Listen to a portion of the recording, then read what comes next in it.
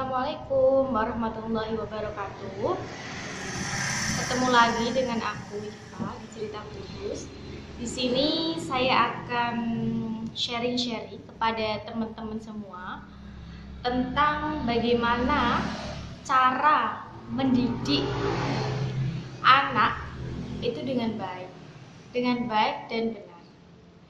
Nah, silakan teman-teman bisa dicoba, bisa dimengerti, maupun bisa diterima. Kalau bisa, kalau nggak bisa nggak masalah. Ya, kita nggak memaksa.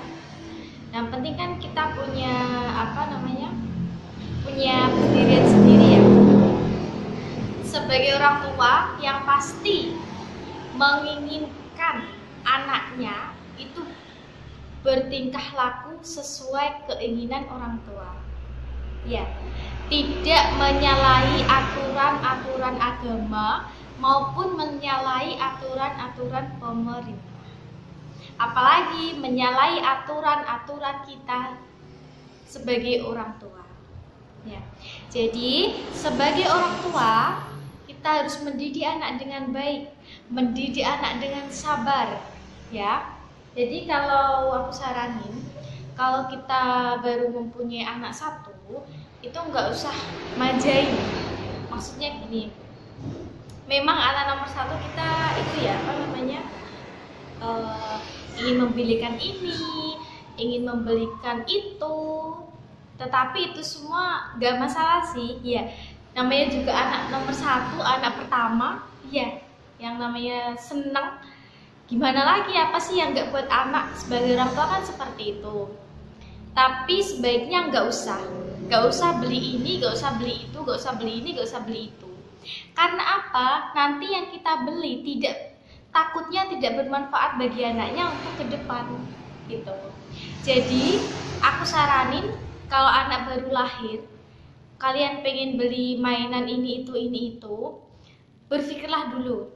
Maksudnya gini, contoh anak tersebut perempuan, ya. Kita beliin boneka kecil.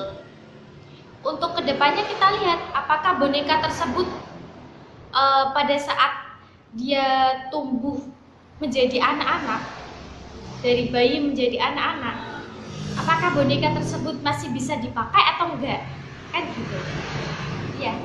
Jadi kalau bisa kita memberikan mainan yang edukasi. Ya, memberi mainan yang bisa bermanfaat dan bisa mendidik anak, seperti itu ya. Contoh untuk mengasah otak sebagai anak-anak ya, kita kasih balok untuk menyusun balok, atau kalau nggak gitu kita kasih mainan tersebut seperti contohnya kayak ada lubang-lubangnya gitu loh. Ada lubang, nanti dimasukin ada model bintang, nanti kita masukin model bintang. Terus ada model bulan, kita masukin model bulan, kayak seperti itu, tahu ya.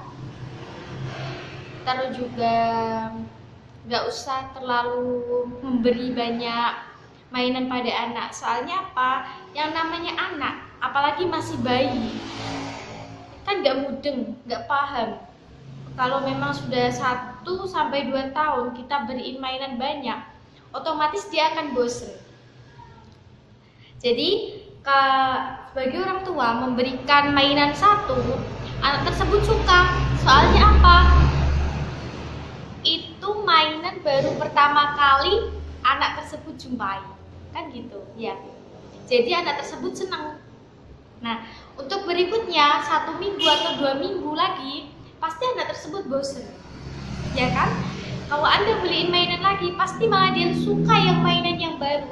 Mainan yang lama dia hilangkan. Jadi untuk antisipasi seperti itu, kita jaga-jaga beli mainan yang benar-benar mengedukasi anak tersebut.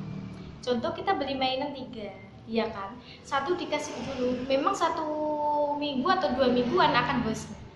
Kita kasih mainan yang kedua, yang selanjutnya sudah 2 minggu lagi anak itu bosen, kita kasih mainan yang ketiga.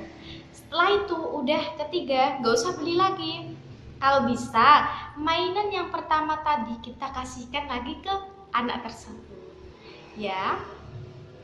Terus juga itu kalau bayi sudah mau menginjak 1 tahun, 2 tahun, 3 tahun ke atas ya. Yang paling penting itu adalah mengenal siapa, mengenal orang tuanya, ya. Mengenal anak tersebut manggil orang tuanya apa, mama, papa, atau ibu, ayah, bunda, ibu, atau umi, atau abi, atau siapa, uma, abah, atau apa terserah. Ya, yang penting kita memberikan edukasi. Oh, sini sama ibu, oh sini sama umi, oh sini sama bunda. Ya, kita kasih clue-clue seperti oh ini loh bunda, oh ini loh umi, oh ini loh ibu, seperti itu. Oh ini loh ayah, ini loh bapak, ini loh abah, abi, gitu ya. Kita yang paling penting yang pertama adalah mengenalkan kepada orang tuanya terlebih dahulu. Setelah itu, setelah mengenal kedua orang tuanya, kasih tahu namanya sendiri. Contoh ya, namanya siapa? Adi. Kita panggil anak tersebut Adi, Adi, Adi. Adi sini, gitu. Jadi kalau untuk pola bicara anak itu tergantung dari keluarga masing-masing. Maksudnya kebiasaan bahasa sehari-hari bisa mempengaruhi bahasa si anak. Contoh kita sehari-hari pakai bahasa Indonesia, insya Allah anak akan bisa cepat menangkap bahasa Indonesia tersebut. Contoh juga sehari-hari kita memakai bahasa Jawa, otomatis anak tersebut sudah terbiasa kelilingi bahasa-bahasa Jawa. Begitu pula bahasa Inggris, bahasa Cina, dan bahasa lain-lainnya. Itu tergantung dari keluarga inti, keluarga besar, gitu ya. Jadi mendidik anak itu sebenarnya gampang-gampang susah ya, tergantung dari kita masing-masing. Kita mendidik anak dari bayi sampai anak-anak aja ya. Kalau dewasa itu kan memang susah ya, tapi tergantung dari orang tuanya masing-masing.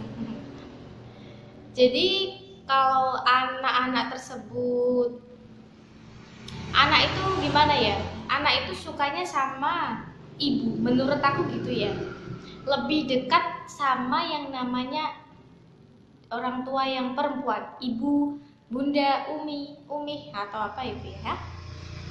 Menurut saya seperti itu. Karena apa? Otomatis dia mempunyai ikatan batin. Ikatan batinnya seperti apa? Contoh dia sering menyusui, IMD dari awal saat melahirkan otomatis IMD ya. Menyusui sejak dini sampai 2 tahun ke atas ya. Kan selalu pakai ASI eksklusif. Terus kalau tidur juga sering yang namanya digendong sama ibu, apalagi habis imunisasi. Anak itu kan nangis dan panas.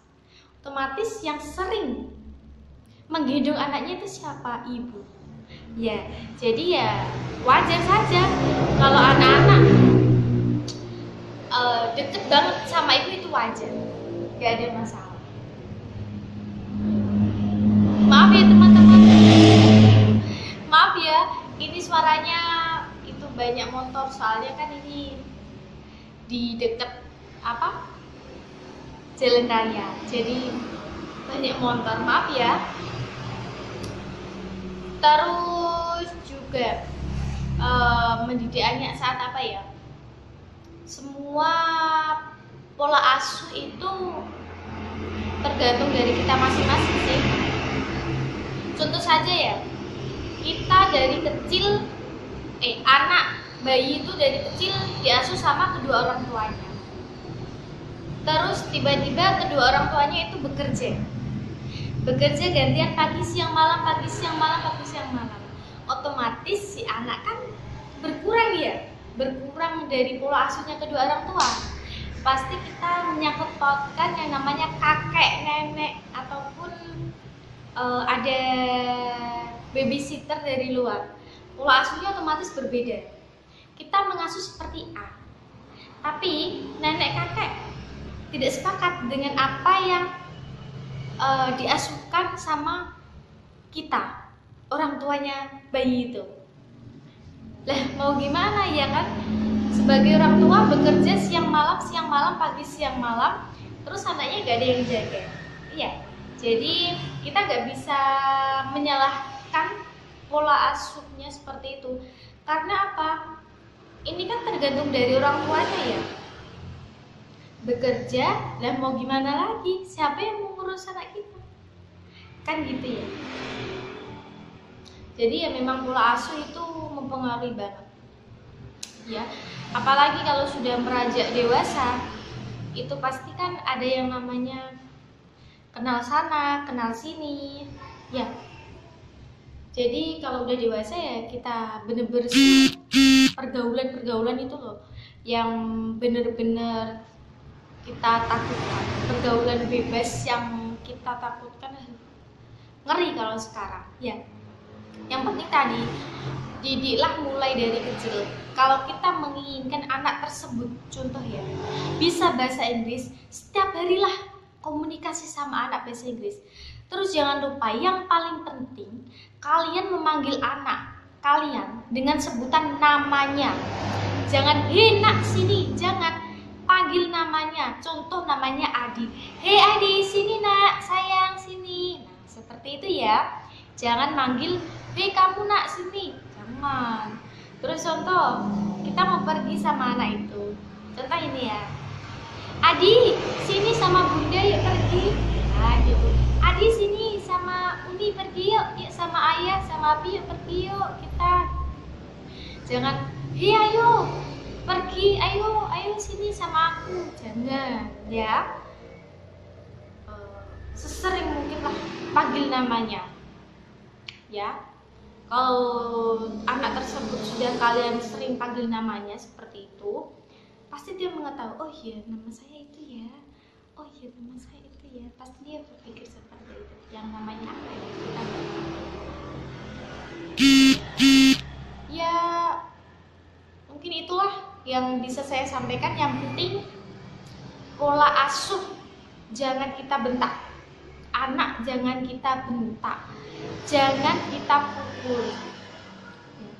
Karena apa? Nanti dia trauma untuk kedewasaannya. Kasihan. Ya, penting kita sayangi dengan setulus hati, dengan ikhlas karena Allah Ta'ala. Insya Allah anak tersebut bisa kita didik dengan sebaik mungkin. Ya. Intinya anak adalah titipan Allah. Anak adalah titipan dari Tuhan. Kita gak boleh menyia-nyiakan anak tersebut. Kalau memang belum siap untuk mempunyai anak, nanti saja. Tapi kita berpikir dulu. Anak itu kan rezeki dari Allah, ya kan? Tapi kalau mempunyai anak sebelum menikah, janganlah. Ini harus sudah menikah saja ya. Terima kasih. Semoga bermanfaat dari saya. Wassalamualaikum warahmatullahi wabarakatuh.